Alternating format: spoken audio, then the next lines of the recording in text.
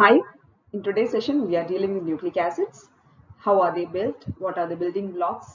And what is the difference between DNA, RNA, the Watson-Crick model of DNA, etc. It all started with the experiment of Frederick Measure in 1869. He isolated a substance from the nuclei of pus cells and he called it as nuclei. And later, in 1889, a scientist called Altman found that the substance nuclein has acidic properties and therefore he named it as nucleic acid. Okay, and now we are well versed with the entire story. We know that the nucleus contains the genetic material and actually they are in the form of chromosomes. There are 23 pairs of chromosomes in human cells, and these chromosomes, one segment of a chromosome is called a gene. Okay, and all these chromosomes are made up of DNA, right? And now we have to examine in detail what is the structure of DNA and what is the structure of RNA, what is the basic difference between them and what are the functions, etc. So let's begin with the function of nucleic acid. The function is to store and transmit genetic information. Okay, that's a vital function in our body. Okay, that's so therefore these nucleic acids are the most important biological molecules inside our body. Okay, and we know that there are two types of nucleic acids. First one is the deoxyribonucleic acid or DNA. And why, from where this name come from? When DNA is hydrolyzed, we get deoxyribose. Okay, that's why we call it as deoxyribonucleic acid. And another one is ribonucleic acid because they yield ribose sugar on hydrolysis. എന്നുവെച്ചാൽ ഈ DNA molecule hydrolysis ചെയ്തപ്പോൾ നമുക്ക് കിട്ടിയത് എന്താണ്? ഒരു sugar molecule കിട്ടി, that was deoxyribose. Therefore, we call it as deoxyribonucleic acid.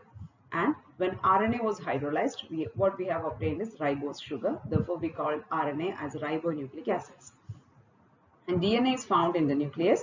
RNA is found throughout the cell. Okay. And regarding RNA, it has a single nucleotide chain, whereas DNA contains a double helical structure. Double nucleotide chains are there. Okay, and these are the structure of, this is the structure of RNA. Actually, this is the structure of RNA. This is the structure of RNA. It is a single stranded. It is single stranded, and this is the structure of DNA. It is double stranded. So let's look into the chemistry part of this nucleic acids. First, we have taken nucleic acid. Okay, we want to analyze what are the components. We want to know what are the components of a nucleic acid. Okay, so when the nucleic acid was broken down, what we have obtained is nucleotides. Okay, nucleotides. So nucleic acids are, we can say that nucleic acids are polymers of nucleotides. അല്ലെ, കുറേ nucleotide molecules connect ചെയ്തിട്ടാണ് നമുക്ക് എന്ത് കിട്ടുന്നത്? ഒരു nucleic acid കിട്ടുന്നത്. So nucleic acids are made up of nucleotides. ഇനി എന്ത് ചെയ്യുന്നു? ന്യൂക്ലിയോടൈഡ്സിനെ നമ്മൾ ബ്രേക്ക് ഡൗൺ ചെയ്യുന്നു. ന്യൂക്ലിയോടൈഡ്സിനെ ബ്രേക്ക് ഡൗൺ ചെയ്തപ്പോൾ we have obtained two components which are nucleosides and phosphoric acid. Okay, when nucleotide was broken down, what we have obtained is nucleoside and phosphoric acid. Now, what is the component? What are the components of a nucleoside? When nucleosides are broken down, what we have obtained is a nitrogen bases and a pentose sugar. Okay, nitrogen bases and pentose sugar. These nitrogen bases could be purine and pyrimidine bases. Okay, our sequence manaslayallo, we are starting with nucleic acid. We are breaking down it to get nucleotide, and we are breaking down this nucleotide. Nucleotide has two components which are nucleoside and phosphoric acid. When nucleosides are broken down further, what we have obtained is a nitrogen base and a pentose sugar. Okay, so this is the structure of these are the components of nucleic acids. Now let's start from this building blocks and let's build a nucleic acid. നേരത്തെ ചെയ്തത് എന്തായിരുന്നു? Nucleic acid എടുത്തിട്ട് നമ്മൾ cut ചെയ്ത് building ബ്ലോക്സിലേക്ക് വന്നു. ഇനി എന്ത് ചെയ്യുന്നു? From here we are going to build the nucleic acid from the basic fundamental raw materials. Okay, raw materials എന്ന് പറഞ്ഞാൽ എന്താണ്? ബേസിക് ആയിട്ടുള്ളത് ഷുഗർ യൂണിറ്റ്സ് ആണ്. ആൻഡ് നോക്കുക, there are two types of sugars. ഇത് വെച്ചിട്ടാണ് പേര് തന്നെ വരുന്നത് DNA and RNA എന്ന് പറയുന്നത്. Okay, this is a ribose sugar. Ribose sugar എന്ന് പറഞ്ഞാൽ sugar contains 5 carbon atoms ആണ് ribose എന്ന് പറയുന്നത്. And this is the ribose sugar and deoxyribose. Actually, this is 2-deoxyribose because in the second structure, in this deoxyribose, you can see that instead of OH group in ribose, there is only one hydrogen atom. Therefore, it's called 2-deoxyribose.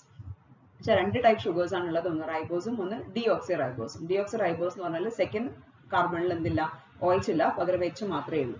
അതുകൊണ്ടാണ് deoxy എന്ന് പറയുന്നത് 2-deoxyribose. Okay, ഈ രണ്ട് sugars units ആണ് nucleic ആസിഡ്സിൽ mainly കാണുന്നത്.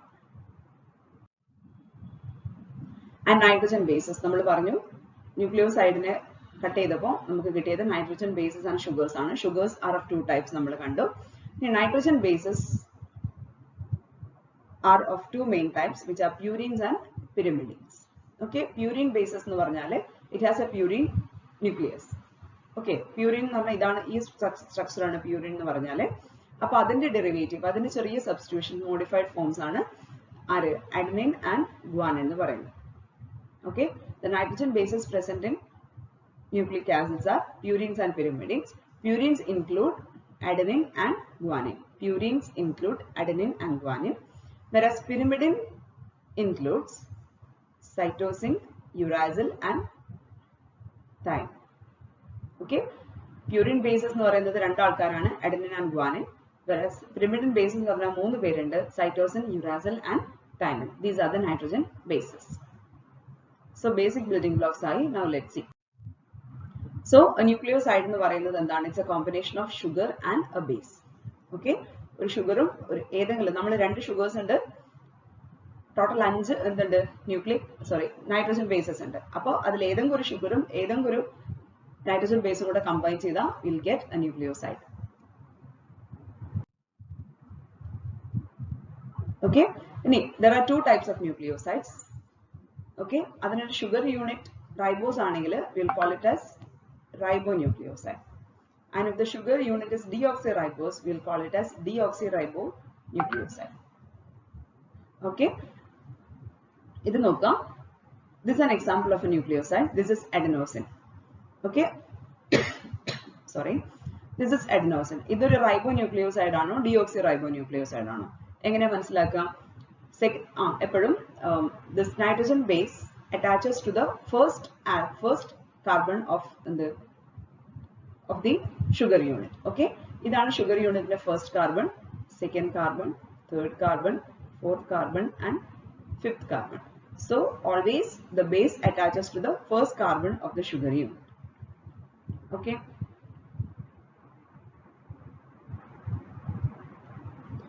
see, adenosine is an example of a ribonucleotide. എന്തുകൊണ്ടാണ്? Because the sugar is ribose. Okay, ഇവിടെ OH ആണുള്ളത് second positionല്. So it's a ribonucleotide. This is an example of a ribonucleotide. Sorry, nucleoside. It's a ribonucleoside. And this one, second positionല് എന്താണ്? H മാത്രമേ ഉള്ളൂ, OH ഇല്ല. So deoxythymidine is a deoxyribonucleoside. Okay.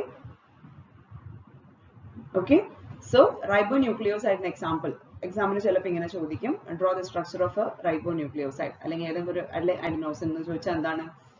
Adenosine is an example of a ribonucleoside, whereas deoxythymidine is an example of a deoxyribonucleoside. Hope this idea is clear. Now again, അപ്പോൾ നമ്മൾ എന്ത് ചെയ്തു? ആദ്യം nucleoside ഉണ്ടാക്കി by the combination of a nitrogen base and a sugar. ഇനി എന്ത് ചെയ്യുന്നു? We are adding one more thing to it, that's a phosphate. Okay, so nucleotides എന്ന് പറഞ്ഞാൽ എന്താണ്? There will be 3 components. ന്യൂക്ലിയോസൈഡിൽ എത്ര കമ്പോണൻസ് ഉണ്ടായിരുന്നത്? 2 components ആണ് ഉണ്ടായിരുന്നത്, ഒരു ഷുഗറും ഒരു നൈട്രജൻ ബേസും. ആൻഡ് ഫോർ ന്യൂക്ലിയോടൈഡ്സ് നമ്മൾ എന്തും കൂടെ ആഡ് ചെയ്യുന്നു? ഒരു ഫോസ്ഫേറ്റ് ഒരു ഗ്രൂപ്പും കൂടെ എക്സ്ട്രാ ആഡ് ചെയ്യുന്നു. So nucleotide has 3 components, a nitrogen base, a pentose sugar and a phosphate. Okay, and again നമ്മൾ നേരത്തെ അതേ ക്ലാസിഫിക്കേഷൻ ആണ്. A nucleotide containing ribose sugar is called ribonucleotide, whereas a nucleotide contains deoxyribose is called deoxyribonucleotide. അപ്പോൾ നേരത്തെ നമ്മൾ ഉണ്ടാക്കിയ nucleoside ആയിരുന്നു adenosine എന്ന് പറയുന്നത്. അപ്പോൾ അഡിനോസിന്റെ കൂടെ ഒരു ഫോസ്ഫോറിക് ആസിഡിന്റെ ഗ്രൂപ്പും കൂടെ കൂട്ടിയപ്പോൾ എന്ത് കിട്ടി? അഡിനോസിൻ മോണോഫോസ്ഫേറ്റ് എന്നുള്ള ഒരു ന്യൂക്ലിയോടൈഡ് നമുക്ക് കിട്ടി. ഓക്കെ, ഷുഗറിന്റെ 5th പൊസിഷനിൽ ആര് വന്നു? ഒരു ഫോസ്ഫോറിക് ആസിഡ് ഗ്രൂപ്പ് വന്നു ഷുഗറിന്റെ 5th പൊസിഷനിൽ. ഇതാണ് 5th കാർബൺ എന്ന് പറയുന്നത്. മനസ്സിലായല്ലോ? ആൻഡ് നേരത്തെ നമ്മൾ ഉണ്ടാക്കി വെച്ചത് എന്തായിരുന്നു? ഡിയോക്സി തൈമിഡിൻ അല്ലേ? ഡിയോക്സി തൈമിഡിന്റെ കൂടെ നമ്മൾ ആരംഭിച്ചു ഒരു ഫോസ്ഫേറ്റ് ഗ്രൂപ്പ് കണക്ട് ചെയ്തപ്പോൾ നമുക്ക് അതിന് കറസ്പോണ്ടിങ് ന്യൂക്ലിയോടൈഡ് ആണ് കിട്ടിയത്. ഡിയോക്സി റൈബോ ന്യൂക്ലിയോടൈഡ് കിട്ടി. Okay, so these are the example of nucleotides: adenosine monophosphate and thymidine monophosphate. And നമ്മൾ എന്ത് ചെയ്യുന്നു? Again we are adding one more step. എന്താണ്? ഈ all these nucleotides are connected to give nucleic acids. Okay, so we have started with the raw materials and start ചെയ്തു. നമ്മൾ എന്തുണ്ടാക്കി? Nucleoside ഉണ്ടാക്കി. Then we have added a phosphate molecule to it and we have converted it into a nucleotide, and all these nucleotides are connected through ester linkage to give nucleic acids. So these are polynucleotides of very high molecular mass.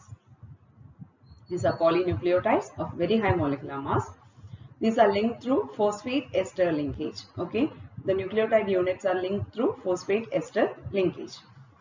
And the functions of nucleic acids are, these are responsible for the biosynthesis of proteins and transmission of hereditary character.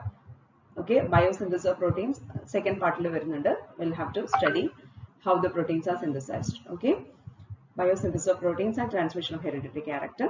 There are two types, DNA and RNA, and there is a basic difference between them.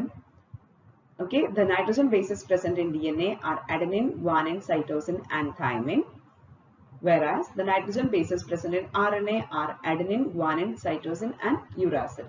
Okay, അപ്പോൾ ഈ ഒരു difference ശ്രദ്ധിക്കുക. The nitrogen bases present in DNA are A, G, C and T, whereas the bases present in RNA are A, G, C and U.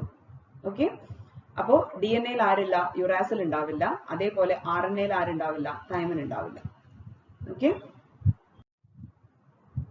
this is the structure of RNA. It is single stranded. Okay, it is single stranded. And the pentose sugar present is ribose, and nitrogen bases are nammal paranju adenine, guanine, cytosine and uracil. And C5 enganeyanu ivaru connect cheyyunnathu? Both in DNA and RNA the same aanu. The C5' of one ribose unit is linked with the C3' of the next ribose unit. Nokka, idokke oro components aanu. Ee thadathe component, thadathe ribose sugar idu nokka, adinte 5th carbon, adinte 5th le ആണ് phosphate link വരുന്നത്. അത് എവിടെയാണ് connect ചെയ്യുന്നത്? മറ്റ് ribose യൂണിറ്റിന്റെ 3rd കാർബണിലാണ് connect ചെയ്യുന്നത്. Okay, ഇതാണ് പറയുന്നത്. രണ്ട് റൈബോസ് യൂണിറ്റ്സ് തമ്മിൽ കണക്ട് ചെയ്യുന്നത് എങ്ങനെയാണ്? ഒരു റൈബോസ് യൂണിറ്റിന്റെ 5th carbon, okay, C5 of one unit, C5 to C3, C5 of one unit is connected to C3 of the next unit by എന്താണ്? ഫോസ്ഫോഡൈഎസ്റ്റർ ലിങ്കേജ്. ഇതാണ് ഫോസ്ഫോഡൈഎസ്റ്റർ ലിങ്കേജ് എന്ന് പറയുന്നത്. ഓക്കെ, ഇപ്പൊ രണ്ട് റൈബോസ് യൂണിറ്റ്സ് കണക്ട് ചെയ്യുന്നത് ബൈ എന്താണ്? Ester linkage ആണെന്ന് പറഞ്ഞു, ഫോസ്ഫേറ്റ് എസ്റ്റർ ലിങ്കേജ് ആണെന്ന് പറഞ്ഞു. അത് നടക്കുന്നത് എങ്ങനെയാ? ഒരു റൈബോസ് യൂണിറ്റിന്റെ 5th carbon is connected to the 3rd carbon of the next ribose unit. Okay, by അവർ കണക്ട് ചെയ്യാൻ യൂസ് ചെയ്യുന്ന കണക്റ്റിംഗ് ലിങ്ക് ആണ് ആര്? ഈ ഫോസ്ഫേറ്റ് എസ്റ്റർ ലിങ്കേജ് എന്ന് പറയുന്നത്. ക്ലിയർ ആയില്ലേ? And there are 3 main types of RNA, which are mRNA, rRNA and tRNA. mRNA എന്ന് പറഞ്ഞാൽ മെസ്സഞ്ചർ RNA ആണ്. It carries the message of DNA out of the nucleus and into the cytoplasm. Message DNA എന്നുള്ള message അങ്ങോട്ടും ഇങ്ങോട്ടും pass ചെയ്യാം. Nucleus to cytoplasm അങ്ങോട്ടും ഇങ്ങോട്ടും message transfer ചെയ്യുന്ന ആളാണ് മെസ്സഞ്ചർ RNA എന്ന് പറയുന്നത്. rRNA എന്ന് പറയുന്നത് structural component of ribosomal RNA. ഇതാണ് ഏറ്റവും അധികം ഉള്ളത്. 80% of the total RNA present is actually rRNA. Okay, ribosomal RNA. And tRNA is transfer RNA. It delivers amino acids to the growing polypeptide chain. എന്ന് വെച്ചാൽ ഒരു template ഉണ്ടാക്കിയിട്ട് അവിടെ എന്താണ് സൈറ്റോപ്ലാസത്തിൽ നിന്ന് അമിനോ ആസിഡ്സിന്റെ ഒരു പൂൾ ഉണ്ടാവും. അവിടെ നിന്ന് ഒരു കറക്റ്റ് പെർട്ടിക്കുലർ അമിനോ ആസിഡിനെ സെലക്ട് ചെയ്തിട്ട് സൈറ്റോപ്ലാസത്തിൽ നിന്ന് പ്രോട്ടീൻ സിന്തസിസിന്റെ അടുത്തേക്ക് ആ പോയിന്റിലേക്ക് കൊണ്ടുവരുന്നത് ആരാണ്? tRNA ആണ്, ട്രാൻസ്ഫർ RNA ആണ്. പിന്നെ ഒരു കാര്യം ശ്രദ്ധിക്കേണ്ടത്, RNA സിംഗിൾ സ്റ്റാൻഡേർഡ് നമ്മൾ പറഞ്ഞു, അത് ജസ്റ്റ് സിംഗിൾ സ്റ്റാൻഡേർഡ്. പക്ഷെ സം ടൈംസ് എന്ത് ചെയ്യും എന്ന് വെച്ചാല് അവർ കോയിൽ ചെയ്തത് തിരിച്ചു വന്നിട്ട് എന്ത് ചെയ്യും, there will be some ഒരു കോയിലിംഗ് ഉണ്ടാവും, ഒരു ഡബിൾ ഹെലിക്കൽ പോലെ തോന്നും. അവിടെ നമ്മൾ DNA-യിലാണ് നമ്മൾ എന്ത് പറയുന്നത്, ഡബിൾ സ്റ്റാൻഡേർഡ് എന്ന് പറയുന്നത്. RNA ആക്ച്വലി എന്തല്ല, ഡബിൾ സ്റ്റാൻഡേർഡ് അല്ല. ബട്ട് സം ടൈംസ് എന്ത് ചെയ്യുന്നു, പ്രത്യേകിച്ച് rRNA, റൈബോസോമൽ RNA നമ്മൾ പറഞ്ഞു ഏറ്റവും വലുതും അതാണ്. അപ്പൊ അവിടെ എന്താണ്, ചിലയിടത്ത് എന്തുണ്ടാവും, DNA പോലെ തന്നെ എന്തുണ്ടാവും, അവര് ജസ്റ്റ് സെയിം RNA എന്ന് എന്ത് ചെയ്യുന്നു, ചുറ്റി അങ്ങോട്ടും ഇങ്ങോട്ടും ഒരു കണക്റ്റഡ് ആയിട്ടുണ്ടാവും. അവിടെ നമ്മൾ പറയുന്നത് ആഡനിൻ, യുറാസിൽ, ഗ്വാനിൻ, സൈറ്റോസിൻ, ഇങ്ങനെയാണ് ആ പെയറിങ് നടക്കുന്നത്. ഓക്കെ, അത് റെയർ ആണ്. ബട്ട് സ്റ്റിൽ എന്താണ്, സിംഗിൾ സ്റ്റാൻഡേർഡ് ആണെങ്കിലും കൂടെ അറ്റ് സം പോയിന്റ്സ് എന്ത് ചെയ്യുന്നു, ഇങ്ങനത്തെ ബേസ് പെയറിങ് RNA-യിൽ നടക്കുന്നുണ്ട്. അത് സെയിം സ്റ്റാൻഡേർഡിനെ വളഞ്ഞ് വീണ്ടും ചുറ്റി വരുന്നതാണ്. അല്ലാണ്ട് മറ്റൊരു സ്ട്രാൻഡ് DNA പോലെ രണ്ട് കോംപ്ലിമെന്ററി സ്ട്രാൻഡ്സ് ഒന്നുമില്ല, സെയിം സ്ട്രാൻഡിന് വളഞ്ഞു വരുന്നു. ബട്ട് അവരങ്ങനെ കോയിൽ ഫോമിൽ നിൽക്കുന്നത് ഇങ്ങനെയാണ്. Adenine, uracil and guanine, cytosine ആണ് അവരുടെ എന്താണ് കോമ്പിനേഷൻ എന്ന് പറയുന്നത്. Now let's see the structure of DNA in detail. Okay, Watson and Crick model. നമുക്കറിയാം, they received the Nobel Prize in the year 1952. ഈ DNA സ്ട്രക്ചർ കണ്ടുപിടിച്ചതോടെ കൂടെ കുറെ ജനറ്റിക് ഡിസീസസ് ആൻഡ് ഡിസോർഡേഴ്സിന് എന്തുണ്ട്, ഇപ്പം ട്രീറ്റ്മെന്റ് സാധ്യമാണ്. എന്താ വെച്ചാൽ എന്താണ് പ്രശ്നം എന്ന്, എവിടെയാണ് പ്രോബ്ലം എന്നൊക്കെ നമുക്കിപ്പോൾ എന്ത് ചെയ്യുന്നുണ്ട്, ഐഡന്റിഫൈ ചെയ്യാൻ വേണ്ടി പറ്റുന്നുണ്ട്. Okay, so the Watson and Crick model നമ്മൾ പറയുന്നു, it's in the form of a double helix. Okay, DNA structure is similar to that of a double helix. Okay, അതാണ് ഫസ്റ്റ് പോയിന്റ്. പിന്നെ ഈ ഡബിൾ ഹെലിക്സ് എന്ന് പറയുമ്പോൾ നമ്മൾ steps ആണ്. നമ്മൾ സിംപ്ലിഫൈഡ് മോഡൽ പറഞ്ഞ ഇതിങ്ങനെ പോവും, മറ്റൊരു സ്ട്രക്ചർ ഇങ്ങനെ പോകും അല്ലെ. അപ്പോ ഇവിടെ എന്തുണ്ട്, നമ്മൾ സ്റ്റെപ്സ് വേണമല്ലോ. ഈ സ്റ്റെപ്സ് ആണ് നൈട്രജൻ ബേസസ് എന്ന് പറയുന്നത്. ഓക്കെ, ഇവിടെ അഡനിൻ ആണെങ്കിൽ മറ്റേ സൈഡിൽ എന്തേ ഉണ്ടാവാൻ പാടുള്ളൂ, തൈമിൻ മാത്രമേ ഉണ്ടാവുള്ളൂ. ഇവിടെ ഗ്വാനിൻ ആണെങ്കിൽ മറ്റിടത്ത് എന്തേ ഉണ്ടാവുള്ളൂ, സൈറ്റോസിനെ ഉണ്ടാവുള്ളൂ. ഇവിടെ തൈമിൻ ആണെങ്കിൽ ഇവിടെ അഡനിൻ ആയിരിക്കും, ഇവിടെ സൈറ്റോസിൻ ആണെങ്കിൽ ഇവിടെ ഗ്വാനിൻ ആയിരിക്കും. ഓക്കെ, അങ്ങനെയാണ് നമ്മൾ പറയുന്നത്. ഭയങ്കര പെർട്ടിക്കുലർ ആയിട്ട് അത് അങ്ങനെ മാത്രമേ കാണാറുള്ളൂ. പിന്നെ നോക്കുക,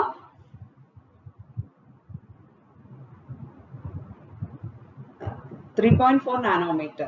നമ്മൾ ടെക്സ്റ്റ് ബുക്കിൽ അത് ആങ്സ്ട്രത്തിലുള്ളത് 34 ആങ്സ്ട്രോം ആണ് 3.4 നാനോമീറ്റർ എന്ന് പറയുന്നത്. ഓക്കെ, 0.34 നാനോമീറ്റർ എന്ന് പറയുന്നത് 3.4 ആങ്സ്ട്രോം. എന്താണ് ഇതിന്റെ ഈ നമ്പർ എന്ന് പറയുന്നത്? the difference between the average distance between two base pairs is 3.4 angstrom. Okay, text ബുക്കിൽ ആങ്സ്ട്രോം ആയതുകൊണ്ട് തന്നെ ആങ്സ്ട്രത്തിൽ പറയാം, the distance between two base pairs. Okay, രണ്ട് ബേസ് പെയർസ് തമ്മിലുള്ള ഡിസ്റ്റൻസ് എത്രയാണ്? 3.4 ആങ്സ്ട്രോം ആണ്. ആൻഡ് ഈ ഒരു സ്ട്രക്ചർ ഒരു കംപ്ലീറ്റ് ടേൺ എടുക്കുന്ന ഡിസ്റ്റൻസ് പറയുന്നത് 34 ആങ്സ്ട്രോം ആണ്. 34 ആങ്സ്ട്രോത്തിലാണ് എന്ത് ചെയ്യുന്നത്, ഒരു കംപ്ലീറ്റ് ഒരു ടേൺ എന്ത് ചെയ്യുന്നത്, കംപ്ലീറ്റ് ആവുന്നത്. അപ്പോ ആ ഒരു ടേൺ, ഒരു കംപ്ലീറ്റ് ടേണിനകത്ത് അപ്പൊ എത്ര ബേസ് പെയർസ് ഉണ്ടാവും? രണ്ട് ബേസ് പെയർസ് തമ്മിലുള്ള ഡിസ്റ്റൻസ് 3.4 ആങ്സ്ട്രോം എന്ന് പറഞ്ഞു. സോ ഈ ഒരു complete ടേണിനകത്ത് there will be 10 base pairs. Okay, there will be 10 base pairs. ഒരു കംപ്ലീറ്റ് ടേൺ എടുക്കാൻ 34 ആങ്സ്ട്രോം ആണ് വേണ്ടത് ആ ലെങ്ത്തിൽ. ആ 34 ആങ്സ്ട്രോത്തിനകത്ത് there will be 10 base pairs. Okay, നോക്കാം. ബിൽഡിംഗ് ബ്ലോക്സ് എന്ന് പറയുന്നത് ഫസ്റ്റ് വൺ എന്താണ്? ഷുഗർ ഫോസ്ഫേറ്റ് ബാക്ക് ബോൺ ആണ്.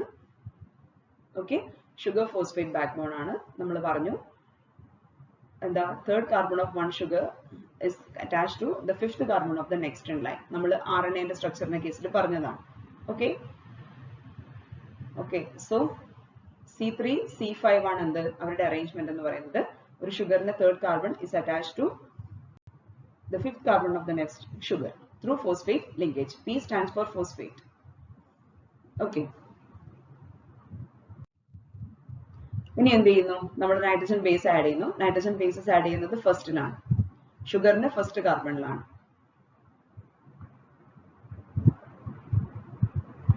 ഓക്കെ, ഷുഗറിന്റെ ഫസ്റ്റ് കാർബണിലാണ് നൈട്രജൻ ബേസ് ഉള്ളത്. തേർഡ് കാർബണിൽ നെക്സ്റ്റ് അറ്റാച്ച്മെന്റ് വരും ആൻഡ് ഫിഫ്ത് കാർബണിൽ മറ്റൊരു അറ്റാച്ച്മെന്റ് വരും. അപ്പോൾ എല്ലാ ഷുഗേഴ്സിന്റെയും 3 സ്ഥലത്ത് അറ്റാച്ച്മെന്റ് ഉണ്ട്. ഫസ്റ്റിലുണ്ട്, തേർഡിലുണ്ട്, ഫിഫ്തിലുണ്ട്. ഓക്കെ, ഇനി ഇതിന്റെ സീക്വൻസ് ആണ് ഒരു നമ്മുടെ ജനറ്റിക് ജീൻ എന്നൊക്കെ പറയുന്നത്. ഇതിന്റെ സീക്വൻസ് ഇവിടെ TTACCG എന്നൊക്കെ പറയുന്നില്ലേ, അതിന്റെ order is very much important. അതിൽ ഓർഡറിൽ ചേഞ്ച് വരുമ്പോഴാണ് നോർമലി വേണ്ട ഓർഡറിന് ഡിഫറൻസ് വരുമ്പോഴാണ് നമുക്ക് ജനറ്റിക് ഡിസീസസും ഡിസോർഡേഴ്സും ഒക്കെ ഉണ്ടാവുന്നത്. Okay, DNA is made of two strands of polynucleotides. Okay, A always pairs with T and G always pairs with C. Okay, and അതുകൊണ്ട് തന്നെ ഈ സ്ട്രാൻഡ്സ് എന്താണ്, കോംപ്ലിമെന്ററി ആണ്, ഐഡന്റിക്കൽ അല്ല, ഒരുപോലെയല്ല. AACC നല്ല ഉണ്ടാവുക, ATCG നെ ഉണ്ടാവുള്ളൂ. Okay, and these are connected by the hydrogen bonds. ഇനി നോക്കുക, രണ്ട് സ്ട്രാൻഡ്, ഇത് നമ്മൾ പറഞ്ഞു 3' 5' ആണെന്ന് പറഞ്ഞു ഫസ്റ്റ് സ്ട്രാൻഡ്. ഓക്കെ, 3' 5' ആണ് ഇവിടുത്തെ അറേഞ്ച്മെന്റ് എന്ന് പറയുന്നത്. 3' 5'. ഇനി ഇതിന്റെ കോംപ്ലിമെന്ററി സ്ട്രാൻഡിൽ അവിടെ നിന്ന് ഇങ്ങോട്ട് നിങ്ങൾ കാണാം എന്താ, ആ ഷുഗറിന്റെ സ്ട്രക്ചർ നോക്കുക, അത് ഈ സെക്കൻഡ് കോംപ്ലിമെന്ററി സ്ട്രാൻഡിൽ ഇൻവേർട്ടഡ് ആണ്, താഴേക്കാണ് ഉള്ളത്. സോ ഇവിടെ അറേഞ്ച്മെന്റ് എന്ന് പറയുന്നത് 5' 3' ആണ് ഇവിടുത്തെ അറേഞ്ച്മെന്റ് എന്ന് പറയാം. 5' 3'. എന്നാലേ എന്ത് ചെയ്യുള്ളൂ, ഇത് കോംപ്ലിമെന്റ് ചെയ്യാൻ വേണ്ടി പറ്റുള്ളൂ. അപ്പോൾ ഒരു സ്ട്രാൻഡ് 3' 5' പോകുമ്പോൾ നെക്സ്റ്റ് സ്ട്രാൻഡ് എന്ത് ചെയ്യുന്നു, 5' 3' താഴോട്ട് വരിക ചെയ്യുന്നത്. അപ്പോഴാണ് ബേസ് പെയറിംഗ് നമുക്ക് എന്ത് ചെയ്യാം, കറക്റ്റ് ആയിട്ട് കിട്ടുക. ആൻഡ് നമുക്കറിയാം ഓൾറെഡി എന്താണ്, AT വെച്ച് രണ്ട് ബോണ്ട് അല്ലേ കൊടുത്തിരിക്കുന്നത്. സോ അഡനിൻ ബൈൻഡ്സ് വിത്ത് തൈമിൻ ത്രൂ 2 ഹൈഡ്രജൻ ബോണ്ട്സ്, അതാണ് രണ്ട് വര വരച്ചിരിക്കുന്നത്. ആൻഡ് ഗ്വാനിൻ സൈറ്റോസിൻ എങ്ങനെയാണ്, there are 3 hydrogen bonds between guanine and cytosine. This is the detailed structure. എങ്ങനെയാണ് ആ ബേസ് പെയറിംഗ്, ഹൈഡ്രജൻ ബോണ്ടിന്റെ ബേസ് പെയറിംഗ് എന്നുള്ളത് ഡീറ്റെയിൽ ആയിട്ട് കൊടുത്തിട്ടുണ്ട്. You can see that there are 2 hydrogen bonds between thymine and adenine, and you can see there are 3 hydrogen bonds between cytosine and guanine. This is the double helical structure of DNA.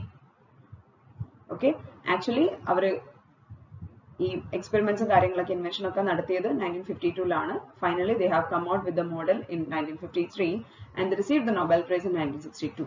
Okay,